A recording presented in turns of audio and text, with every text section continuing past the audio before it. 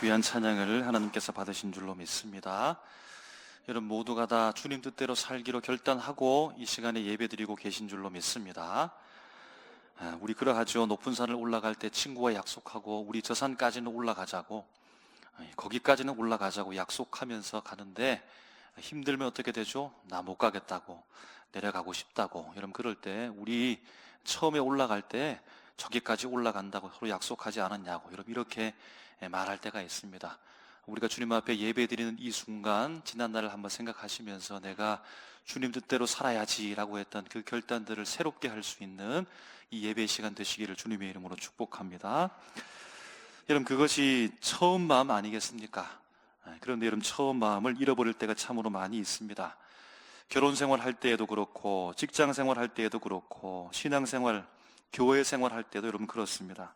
여러분 흔히 우리는 이것을 첫사랑을 잃어버렸다, 여러분 그렇게 말하죠. 처음에는 작은 일에도 감사하고 감격했는데, 예배 드릴 때 그저 그 자리에 있기만 해도 너무나 은혜스러웠는데요, 말씀을 들을 때마다 그 말씀이 허공에 맴도는 무의미한 말씀이 아니라 나에게 유익한 말씀으로, 내게 하는 하나님의 음성으로 여러분 그렇게 들었었는데요, 가슴이 뜨거워졌죠. 그러나 어느새 그 감격이 익숙해져서, 사실 익숙한 건 괜찮은데 여러분 굳어버렸다라고 하는 것이 문제입니다. 예배는 당연한 일이 되어지고, 기도는 해야만 하는 어떤 무거운 짐이 되어지고, 복음은 너무 많이 들었기 때문에 이미 알고 있는 식상한 이야기가 되어버린 겁니다.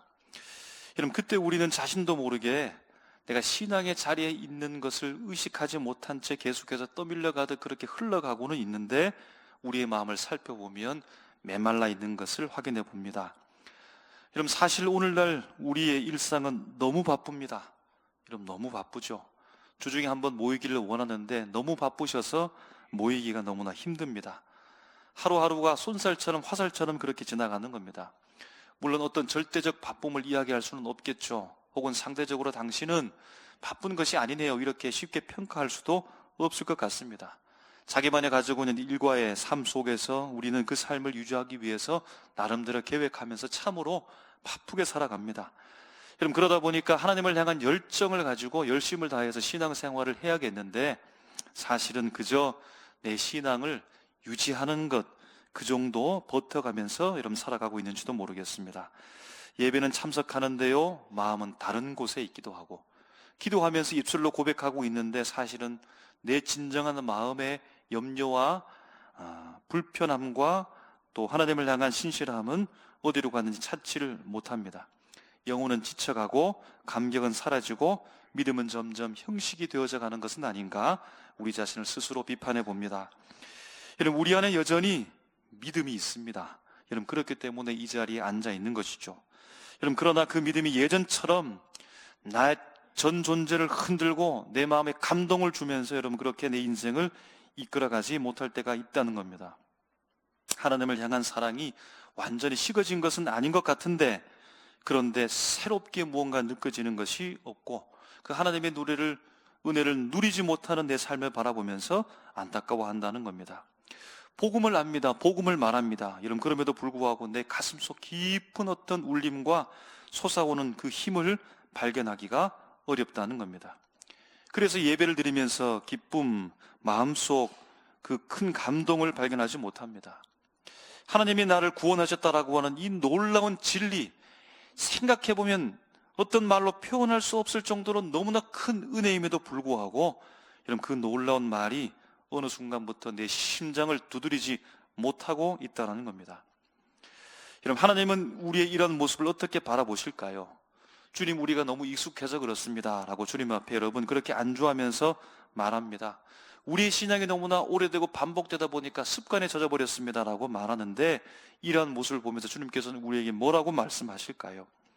주님은 그렇게 사는 것이 아니라고 말씀하겠죠. 그렇게 살아가지 않아도 된다고 말씀하겠죠. 여러분 왜일까요? 복음이라고 하는 것은 여러분 살아 움직이기 때문이죠. 하나님은 살아계신 하나님이기 때문이죠. 주님은 날마다 우리에게 은혜를 베푸시는 분이기 때문이죠. 이스라엘 백성 출애굽의 광야 생활 속에서 여러분 그들이 만나를 먹었는데 매일매일 먹었던 것처럼 매일매일 주님께서 우리에게 새롭게 부어주시는 하나님의 은혜가 있는데 왜 그렇게 식상하게 습관에 빠져서 익숙함 속에 안주하면서 굳어버린 마음으로 살아가느냐? 주님은 아마 그렇게 말씀할 겁니다. 여러분, 우리는 단지 과거에 받았던 은혜의 기억 속에 잠들어 있는 것은 아닙니까? 여러분, 지금 이 순간 살아계신 그 하나님을 통해서 주님께서 우리에게 새로운 은혜를 주신다라고 하는 이 사실을 여러분 정말로 믿고 계십니까? 이런 문제는 복음이 낡아진 것이 아니라 우리의 마음이, 우리의 시선이 어느새 굳어버리고 여러분 낡아진 것이 아닐까 생각해 봅니다. 그런 의미 속에서 여러분 오늘은 종교개혁 주일인데요, 우리의 분주한 걸음을 잠시 멈추고 여러분 이날에 찬양의 가사와 같이 여러분 다시 복음 앞에 서시기를 주님의 이름으로 축복합니다. 여러분, 복음은 우리에게 어떤 의미입니까? 여러분, 복음은 여전히 살아서 우리의 삶을 변화시키는 능력이 맞습니까? 아니면 한때 마음을 뜨겁게 달구었던 옛 추억으로 그냥 남겨져 버린 옛 이야기에 불과합니까? 오늘 우리는 이 질문을 마음속 깊이 던지면서 다시 복음의 본질로 나아가 능력으로 역사하시는 하나님을 만나기를 주님의 이름으로 축복합니다. 복음이 주는 새로운 은혜, 그 진리를 부여잡고 다시금 뛰어가는 우리 모두가 되시기를 주님의 이름으로 축복합니다. 여러분, 우리가 읽었던 본문 말씀은 익숙합니다. 14절에 보면 여러 부류의 사람들을 언급합니다. 먼저는요, 헬라인입니다. 여기서 헬라인은 헬라 문화권 속에 살아가고 있는 사람들을 말하는 대상입니다. 그런데 당시를 살펴보면 헬라 제국은 이미 지나갔습니다. 로마의 세상입니다. 로마가 지배하는 세상입니다. 여러분, 그런데 여전히 헬라의 언어와 헬라의 문화는 그 지중해 전역 모든 지역 가운데 강한 영향력을 끼치고 있었다는 것이죠. 여러분, 그렇기 때문에 사도 바울이 말하고 있는 헬라인이라고 하는 것은 로마 제국 안에서 그럼에도 불구하고 헬라어를 사용하고 헬라 문화권 속에 있는 이방 사람들을 의미한다라고 볼 수 있겠습니다. 여러분, 그러니까 바울은 지금 그가 활동하던 시대는 정치적으로는 로마 가운데 지배를 받고 있지만 문화적으로는 여전히 언어적으로 헬라 문화가 지배하는 시대에 살아가고 있다는 겁니다. 그 시대를 살아가는 사람들을 향해서 말하는 겁니다. 그럼 다음으로 언급하는 부류는요, 야만인이라고 되어져 있습니다. 그럼 이 말의 원래 의미는 어눌하게 말하거나 그리스어 곧 헬라어를 이해하지 못하는 사람들을 지칭했는데, 근데 점차 의미가 확대되었습니다. 그래서 헬라 사상, 헬라 문화를 기준으로 해서 그의 문화와 교육, 문명 수준이 다른 어떤 이방 사람들, 민족들을 지칭하는 말로서 그렇게 확대되었다라는 겁니다. 오늘 말씀에 여러분 이 야만인의 원어의 뉘앙스를 보면 헬라 문화권 밖에 속한 사람들, 그래서 언어와 문화가 다른 민족들을 구분하는 표현이고, 우리말로 보면 사실은 그 의미와 조금 다르다라고 볼 수 있습니다. 다소 비하적이기도 하고 경멸적인 언어를 포함했다, 의미를 포함했다라고 볼 수 있습니다. 그럼 다음으로 지혜 있는 자를 언급합니다. 여러분, 이때 당시에 사회적 맥락으로 보게 되어질 때 교육을 받은 도시 사람들을 말합니다. 여러분, 특히 이때는 여러분 철학자, 지도층이 그런 인물들이 여기에 포함되었죠. 당시의 도시에서 여러분 교육을 받고 철학과 논리와 문학의 부분들을 바로 도시를 중심으로 해서 살아가고 있는 사람들을 말한다는 겁니다. 이 지혜 있는 자들은요, 지식과 더불어서 권력을 가졌습니다.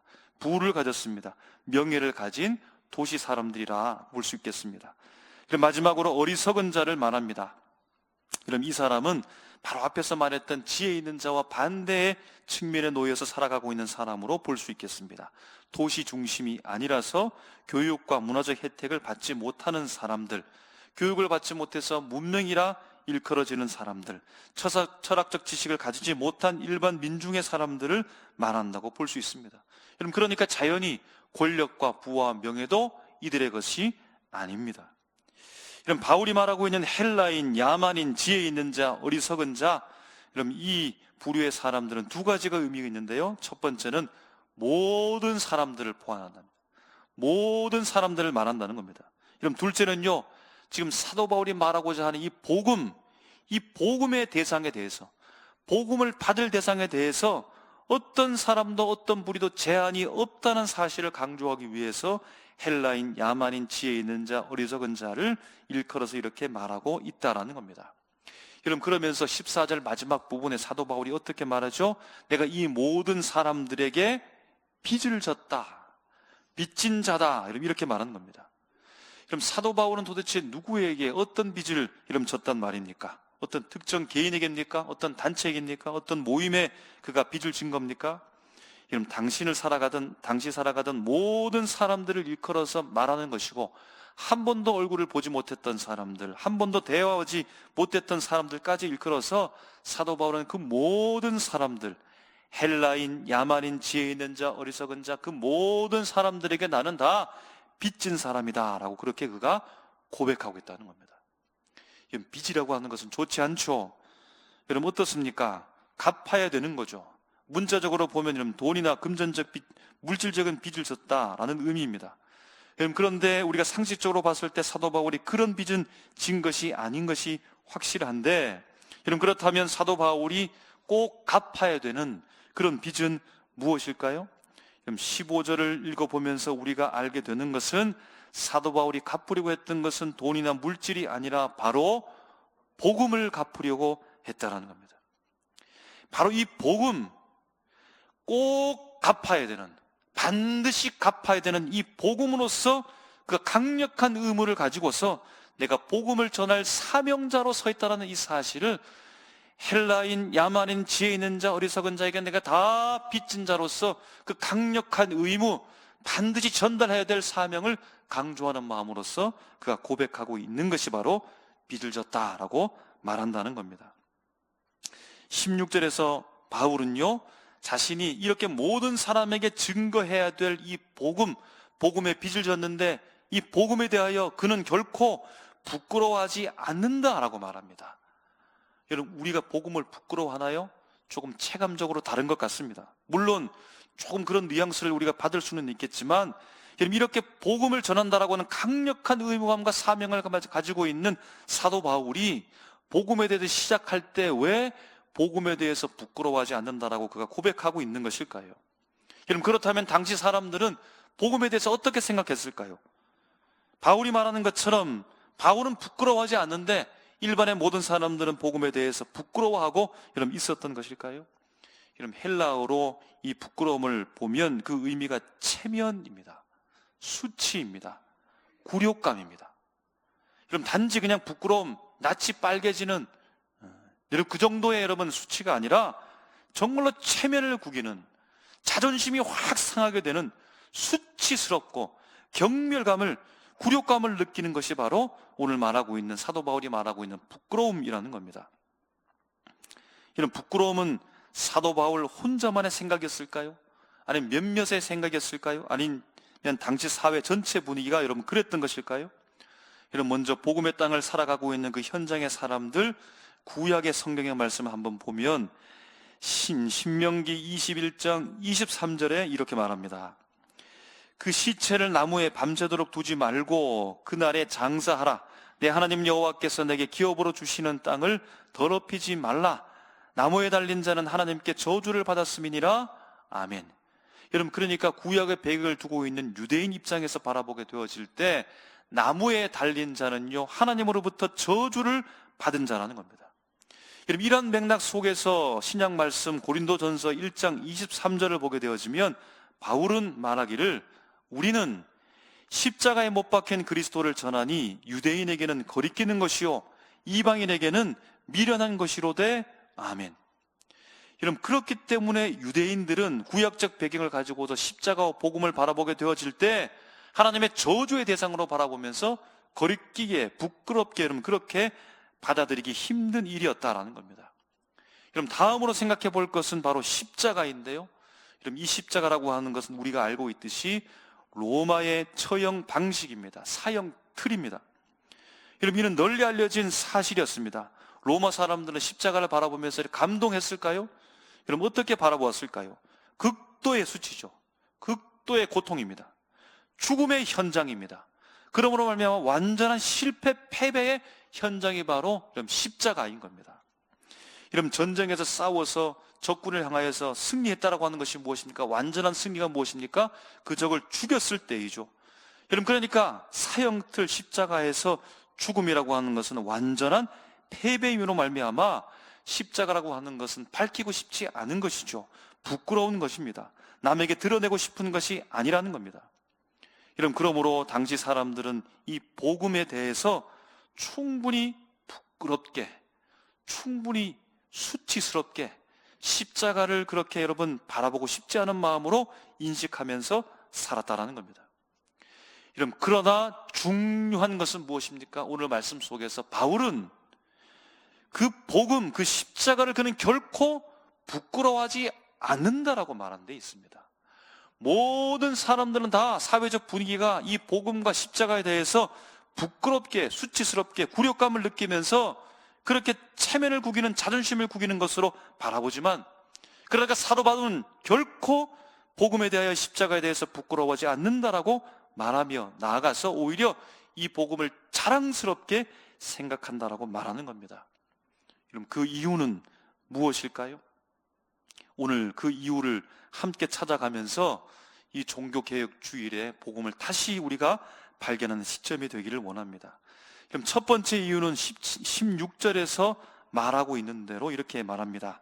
이 복음은 모든 믿는 자에게 구원을 주시는 하나님의 능력이 된다는 겁니다.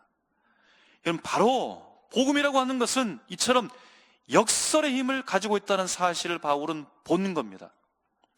여러분, 인간의 눈으로 보면 수치죠. 부끄러움입니다. 여러분, 그런데 그 십자가가 그 속에서 오히려 하나님의 능력이 나타난다는 사실을 사도 바울은 보았다는 겁니다. 여러분, 아기가 아장아장 걸어갑니다. 넘어진 것을 실패하다 다시 일어나고, 여러분 그렇게 걸음을 연습하면서 꽤 잘 걸어가게 되죠. 여러분, 그러다가 자신감을 얻고 걸어가다가 그만 돌불에 걸려가지고 꽈당 넘어진 겁니다. 무릎이 깨졌습니다. 아프다고 막 엉엉 우는 겁니다. 여러분, 그때 부모가 그 울음소리를 다 듣고 다가와서 품에 안고서 위로하고 어떻게 하죠? 다시 이렇게 세워주죠. 다시 걸어가라고. 여러분, 겉으로 보면 이 아이가 꽈당 하고 넘어진 것은 실패이죠. 너무나 연약해 보이는 모습입니다. 여러분, 그런데 그 약함과 실패를 통하여서 무엇이 보이는 겁니까? 부모의 깊은 사랑과 부모의 보호와 다시 일어설 수 있는 그 부모의 능력과 힘과 회복이 바로 그 상황을 통하여서 보이게 된다는 겁니다. 여러분, 우리도 인생을 살아가다 보면 넘어질 때가 너무나 많이 있습니다. 실수하죠. 관계가 깨어지고 믿음이 흔들릴 때가 있습니다. 여러분, 그때마다 우리는 부끄럽습니다. 누구에게 말하기가 참으로 어렵습니다. 여러분, 실패한 자신을 숨기고 싶어 합니다. 여러분, 그러나 그때 하나님께서 우리에게 다가오시죠. 실패의 자리 속에 다가오셔서 우리를 어떻게 합니까? 안고 위로하시고 일으켜 세워주죠. 여러분, 그렇기 때문에 인간의 실패의 자리는 부끄러움의 자리이지만, 그러나 하나님의 능력의 자리가 된다는 겁니다. 바로 그것을 사도 바울은 본 겁니다. 우리의 실패가 끝이 아니라 바로 하나님의 은혜의 시작이라는 사실을 바로 복음으로부터 그 역설의 놀라운 능력을 사도 바울은 보았기 때문에 나는 복음을 절대로 부끄러워하지 않는다라고 말하는 겁니다. 여러분, 이처럼 인간의 기준은 십자가가 극단적인 실패, 무능처럼 보입니다. 그러나 하나님의 눈으로 보면 어떻게 되죠? 그 약함과 부끄러움 속에서 하나님의 놀라운 능력과 구원의 힘을 우리가 볼 수 있게 된다는 겁니다. 여러분, 하나님은요, 오히려 약함, 겸손을 통해서 일하신다는 사실을 우리가 한 번 더 확인합니다. 복음은 바로 이러한 하나님의 능력을 보여주시는 방식이라는 겁니다. 하나님이 일하는 방식이라는 겁니다. 그래서 여러분, 권력, 명예, 사람들의 지식적 논리를 무너뜨리고 섬김과 순종, 십자가의 삶을 새로운 논리로서 주님께서 세우시는 현장이 바로 복음이라는 겁니다. 십자가라는 겁니다. 여러분, 그래서 바울은 인간의 명예라고 하는 그 기준으로 볼 때는 부끄럽지만, 그러나 그 십자가를 오히려 부끄러워하지 않고 자랑스럽게 여긴다라고 고백하는 겁니다. 여러분, 두 번째 이유는 17절 앞부분에서 우리가 발견할 수 있는데요, 이렇게 고백합니다. 복음에는 하나님의 의의가 나타난다는 겁니다. 할렐루야.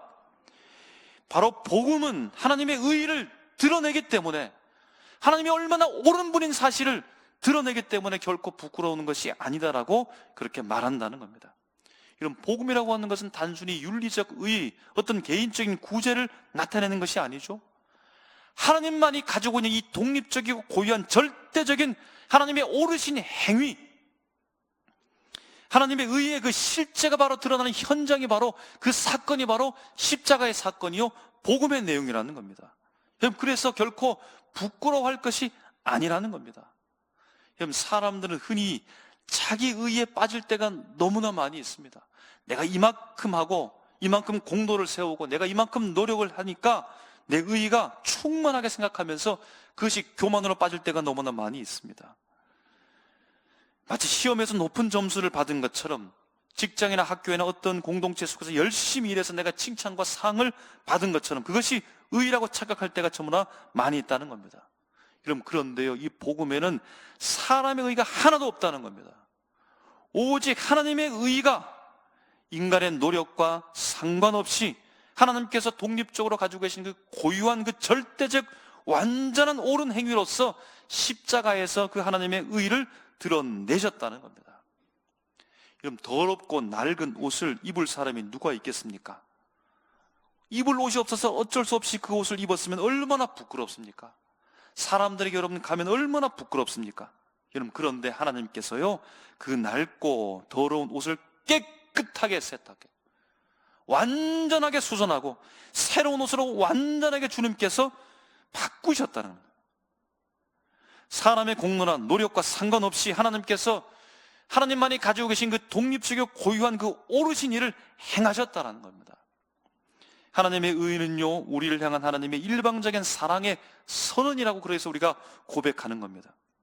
우리가 자격이 있어서가 아니라 하나님이 오르시기 때문에 여러분 그렇게 우리를 품으신 겁니다. 우리가 무언가 잘했기 때문에 자격이 있기 때문에 하나님께서 우리에게 오신 것이 아니라 하나님이 오르시기 때문에 하나님의 의로운 분이시기 때문에 우리에게 오셔서 우리를 품으셨다는 겁니다. 여러분, 그래서 복음을 부끄럽게 이해하지 않고 오히려 자랑한다는 겁니다. 여러분, 그래서요 복음을 이해할 때 하나님의 나를 그저 용서하셨구나에 멈추지 않습니다. 계속해서 진행형입니다. 그 하나님이 지금도 살아계셔서 내 삶에 가장 옳은 일을 행하신다. 할렐루야. 지금도 살아계셔서 지금 일하시고 나에게 가장 옳은 일로 드러내시기를 원한다는 겁니다. 오히려 인간의 기준으로 보면 수치스럽고, 그러나 그 십자가 안에서 하나님이 가장 공정하셨죠. 가장 옳으셨죠. 가장 놀라운 사랑을 보이셨죠.